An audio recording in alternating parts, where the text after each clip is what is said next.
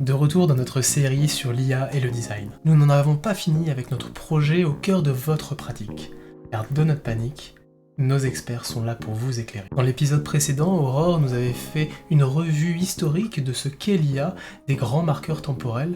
Il est temps maintenant de plonger au cœur de l'impact que l'IA a sur nous en tant que designers. Nous allons donc parler des 8 impacts que définissent l'interaction entre designer et IA. Je vous laisse avec Aurore pour découvrir ce combo gagnant. Donc, quel est l'impact sur le design et sur l'UX design? Donc, il y a 8 cas où l'intelligence artificielle peut apporter son aide aux designers. En fait, ils sont tous un petit peu corrélés les uns les autres. Surtout les 3 premiers, meilleure productivité, meilleure efficacité, meilleure précision. C'est parce qu'on va avoir du coup un outil qui va nous permettre d'analyser les données, de nous donner accès à une base de données beaucoup plus importante qui va nous faire gagner du temps et qui va nous permettre de nous focaliser sur une analyse qui sera plus poussée et de travailler sur des choses qui sont plus efficaces. Il y a toute la notion aussi d'augmentation des modes de consommation, puisque l'intelligence artificielle serait capable d'offrir une personnalisation beaucoup plus importante sur l'expérience en ligne, notamment avec tous les chatbots, des contenus qui sont beaucoup plus personnalisés, avec une expérience qui tend à être beaucoup plus prédictive. Et il y aura aussi tout un impact sur le rapport coût-efficacité, parce qu'il va y avoir une meilleure prise de décision, ça va prendre moins de temps, et donc l'accélération de la mise sur le marché des services et des produits sera beaucoup plus efficace et beaucoup plus rapide. Alors, donc, focus sur le gain de productivité. Donc ça, c'est une étude qui a été faite sur PwC, qui dit que l'IA d'ici 2030 pourrait générer 15 milliards sur l'économie globale, dont 6,6 viendrait d'une meilleure productivité grâce à l'intelligence artificielle. Donc en fait, c'est effectivement, il y a des emplois qui vont être amenés à disparaître, sauf qu'ils seraient remplacés par d'autres manières de travailler, parce qu'il y aura une automatisation des process qui va permettre d'avoir une force de travail qui sera beaucoup plus efficace et qui pourra travailler sur d'autres choses. Et donc ça va ouvrir à de nouvelles compétences. Notamment, il y aurait une augmentation potentielle du PIB de 14% aux USA. Ensuite, il y a aussi un gain, donc outre la productivité, sur l'automatisation des tâches. Et donc au quotidien, pour les UX designers, ça peut être une automatisation sur des tâches simples, comme dimensionner une image, supprimer un arrière-plan, corriger des couleurs, suggérer des palettes de couleurs avec des outils en moins de 2 minutes, qui prend beaucoup plus de temps. Donc c'est aussi un gain de productivité qui va permettre de mettre ses efforts sur des choses plus poussées. Donc au niveau des process, par exemple, on peut utiliser l'intelligence artificielle pour créer des personas. Donc c'est une bonne base pour créer des personas. Et après, il faut aller se confronter un petit peu à la réalité parce qu'on ne se base que sur des données. Il y a la possibilité de faire de la veille concurrentielle, de générer des e-codes et des mood boards, de créer du contenu qui soit vraiment optimisé pour le SEO. Et de créer notamment des design systems. Donc on peut demander du coup à l'intelligence artificielle par rapport à une application, quels seraient les éléments à intégrer. Il fait le design system, il est capable même de générer les codes directement pour qu'on puisse les intégrer directement à nos designs. Ensuite, donc, par rapport au taux de consommation, donc c'est l'expérience qui va être beaucoup plus personnalisée. Donc, si on part sur une expérience qui est plus personnalisée, une expérience qui est plus prédictive, il va y avoir des frictions qui seront de moins en moins importantes. Donc, les gens auront plus envie de consommer parce qu'on sera plus sur de la personnalisation à outrance presque. Donc, c'est vrai que du coup, il va y avoir une grosse augmentation du taux de consommation. L'expérience sera personnalisée, les recommandations.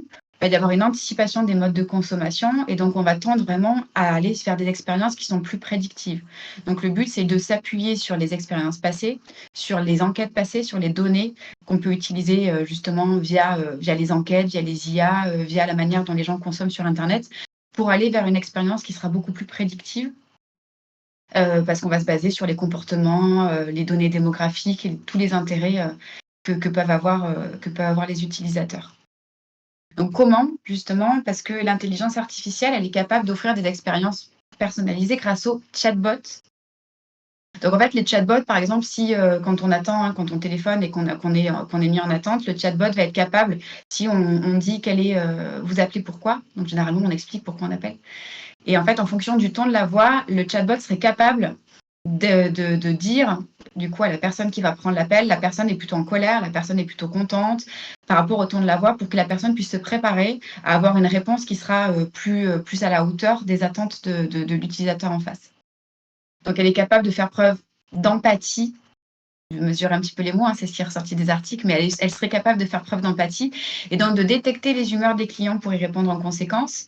Donc il y a une étude qui a été faite, je vais rentrer plus en détail là, qui dit qu'il y a 61% des entreprises qui disent que l'intelligence artificielle serait un outil intéressant pour prédire les comportements. Il y en a 50% qui disent que ça va permettre de segmenter et de cibler du coup différentes typologies d'utilisateurs pour faire des contenus plus personnalisés. Et il y en a qui disent que ça va permettre justement de pouvoir gérer les données des consommateurs et de proposer des expériences plus prédictives justement parce qu'on va être capable de dégager, d'anticiper certaines tendances. Donc, est-ce que c'est un combo gagnant, l'IA et l'UX? Donc ça peut considérablement aider à la prise de décision parce que ça va faire gagner beaucoup de temps. Ça va permettre de collecter des données et de les analyser pour prédire le comportement humain. Donc ça, c'est une tâche qu'on peut potentiellement avoir à faire en moins ou qui va être faite justement de manière plus efficace parce qu'on va savoir dans quelle direction aller.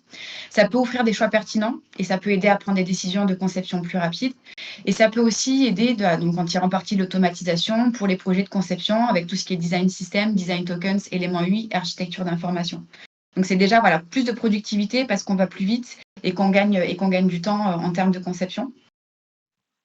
Il y a aussi tout ce qui est processus, notamment pour l'analyse de données pour la recherche, la livraison, donc la conception de livrables, la réduction du besoin d'attention humaine et tout ce qui est consolidation du lien avec la collecte de données et la prédiction du comportement. Donc c'est vraiment en fait une aide, un partenaire, un collaborateur qui va permettre justement de gagner beaucoup plus de temps, notamment sur la recherche. J'ai trouvé un article qui avait un focus sur la recherche et sur les tests, qui disait que ça permettrait de faire beaucoup plus parce qu'il y a des outils d'intelligence artificielle qui te permettent aujourd'hui de prendre des notes directement et qui seraient capables d'analyser le parcours émotionnel et le ressenti, donc par rapport au ton de la voix, par rapport à la reconnaissance faciale, sur le comportement et sur l'humeur, et donc d'être capable, par exemple, à quelqu'un qui va tester, de dire, voilà, à tel moment du parcours, il y a plutôt telle émotion qui est ressentie, tel point de friction, etc.